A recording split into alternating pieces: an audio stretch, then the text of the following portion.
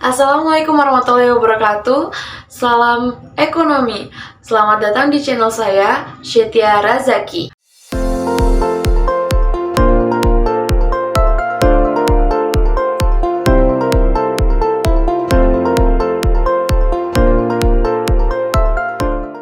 Pada kesempatan kali ini, izinkan saya untuk membahas salah satu topik dalam makroekonomi, yaitu perekonomian tiga sektor. Perekonomian terbagi menjadi dua, yaitu perekonomian tertutup dan perekonomian terbuka. Dan di dalam perekonomian tertutup terbagi lagi menjadi dua, yaitu perekonomian dua sektor dan perekonomian tiga sektor. Dalam perekonomian dua sektor, hanya melibatkan dua sektor saja, yaitu sektor perusahaan dan sektor rumah tangga. Sedangkan dalam perekonomian tiga sektor, ada tiga sektor yang terlibat, yaitu sektor perusahaan, sektor rumah tangga, dan sektor pemerintah. Sehingga pemerintah juga ikut andil dalam perekonomian suatu negara tersebut. Dalam perekonomian tiga sektor ini, perdagangan luar negeri masih diabaikan sehingga tidak terjadi yang namanya ekspor dan impor. Untuk lebih jelasnya, mari kita perhatikan sirkulasi dari aliran pendapatan perekonomian tiga sektor berikut ini. Di sini kita lihat tiga sektor utamanya, yaitu yang pertama ada sektor perusahaan, sektor pemerintah, dan sektor rumah tangga. Di sini sektor rumah tangga berperan sebagai pasar input atau pasar faktor produksi yang terdiri dari tenaga kerja, modal, skill, dan sebagainya. Nah, dari faktor-faktor produksi itu digunakan dalam perusahaan yang menjadi pasar input bagi perusahaan tersebut. Dengan digunakannya faktor-faktor produksi tersebut pada perusahaan, maka sektor rumah tangga mendapatkan imbalan atau balas jasa berupa gaji dan upah, sewa, bunga, profit atau laba. Hal tersebut dikatakan sebagai pendapatan pada sektor rumah tangga. Rumah tangga membelanjakan sebagian pendapatannya kepada perusahaan untuk membeli barang atau jasa yang diperoleh dari perusahaan. Hal itu disebut sebagai konsumsi rumah tangga. Dalam pendapatan rumah tangga, tidak semua pendapatannya dihabiskan dalam konsumsi, tapi juga ada sebagian pendapatannya yang disimpan ke dalam tabungan yang disimpan pada lembaga keuangan. Lalu tabungan dari rumah tangga di lembaga keuangan itu nantinya akan digunakan sebagai pinjaman kepada investor atau penanam modal yang nantinya akan digunakan sebagai investasi pada perusahaan. Lalu selanjutnya ada sirkulasi aliran pada sektor ketiga, yaitu pemerintah, di mana adanya pembayaran pajak dari sektor rumah tangga ke pemerintah atau yang disebut dengan pajak perseorangan. Begitupun dengan perusahaan yang membayar pajak pada pemerintah yang disebut dengan pajak perusahaan. Sehingga pajak individu dan pajak perusahaan adalah pendapatan utama dari sektor pemerintah. Dan di dalam sektor pemerintah juga ada aliran pengeluaran pemerintah. Pengeluaran pertama adalah pada sektor rumah tangga berupa gaji dan upah atas imbalan atau balas jasa penggunaan faktor produksi rumah tangga yang digunakan oleh pemerintah. Pengeluaran selanjutnya yaitu kepada sektor perusahaan, di mana pemerintah membeli barang atau jasa pada sektor perusahaan yang akan digunakan pada sektor pemerintah. Jadi jelas perbedaannya ya antara sirkulasi aliran pendapatan perekonomian tiga sektor dengan perekonomian dua sektor. Kalau perekonomian dua sektor itu hanya melibatkan dua sektor, yaitu sektor perusahaan dan sektor rumah tangga. Dan alirannya lebih sederhana lagi, di mana tidak ada aliran pajak dan pengeluaran pemerintah. Nah, dari sirkulasi tersebut kita bisa lihat aliran pendapatannya. Yang pertama itu adalah penerimaan dari sektor rumah tangga. Penerimaannya berupa pendapatan dari balas jasa faktor produksi yang digunakan perusahaan, yaitu berupa gaji atau upah, bunga, dan keuntungan perusahaan. Lalu yang kedua adalah penerimaan pemerintah, di mana pendapatan utamanya adalah pajak dari sektor perusahaan dan sektor rumah tangga. Dan penerimaan perusahaan yaitu berasal dari hasil penjualan barang atau jasa kepada sektor rumah tangga dan sektor pemerintah. Lalu untuk pembayaran, sektor rumah tangga membayar konsumsi kepada perusahaan, pajak pada pemerintah, dan tabungan kepada lembaga keuangan. Lalu untuk pembayaran perusahaan, perusahaan membayar pada faktor-faktor produksi pada sektor rumah tangga dan pajak pada sektor pemerintah. Untuk pembayaran pemerintah membayar belanja pembangunan dan belanja rutin pada perusahaan dan membayar gaji atau upah pada sektor rumah tangga. Seperti yang kita ketahui, pengeluaran pemerintah itu jumlahnya sangat besar sehingga pemerintah memerlukan pendapatan yang lebih besar lagi, di mana pemerintah memiliki dua sumber utama. Yang pertama adalah penerimaan dalam negeri dan penerimaan luar negeri. Penerimaan di dalam negeri itu dapat berupa pajak dan non-pajak, sedangkan penerimaan di luar negeri adalah pinjaman pada luar negeri. Lalu selanjutnya ada pengeluaran pemerintah yang terbagi menjadi dua, yaitu yang pertama pengeluaran rutin dan pengeluaran pembangunan. Di dalam pengeluaran rutin itu terdapat beberapa pengeluaran utamanya, yaitu belanja pegawai seperti gaji TNI Polri, lalu ada pembelanjaan barang, kemudian ada bayaran bunga hutang yang harus dibayar setiap bulan, dan selanjutnya ada subsidi. Lalu untuk pengeluaran pembangunan itu ada pembiayaan bangunan dan pembiayaan proyek, seperti pembangunan infrastruktur dan pembangunan fasilitas-fasilitas kesehatan dan sebagainya. Lalu selanjutnya ada penentu pengeluaran pemerintah yang terdiri dari tiga, yaitu yang pertama proyeksi jumlah pajak yang diterima, di mana pemerintah akan memproyeksi atau meramalkan jumlah pajak yang diterima sebelum menyusun anggaran belanja pemerintah. Lalu yang kedua ada tujuan-tujuan ekonomi yang ingin dicapai, di mana pemerintah itu berperan penting dalam perekonomian suatu negara.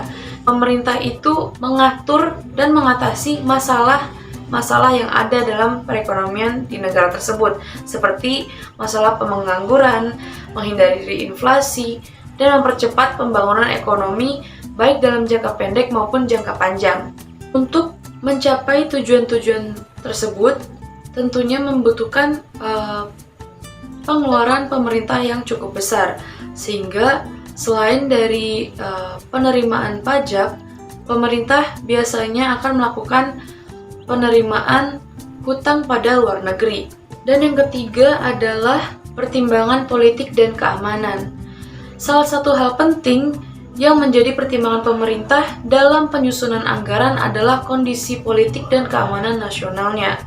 Jadi, kalau kondisi politik suatu negara kacau, chaos, atau banyak perselisihan pada negaranya, maka pemerintah cenderung akan melakukan pengeluaran yang lebih demi menjaga kondisi agar tetap aman dan kondusif. Jadi, jika ada ancaman-ancaman keamanan pada suatu negara, itu akan mendorong pengeluaran pemerintah menjadi lebih besar lagi. Selanjutnya adalah fungsi pengeluaran pemerintah.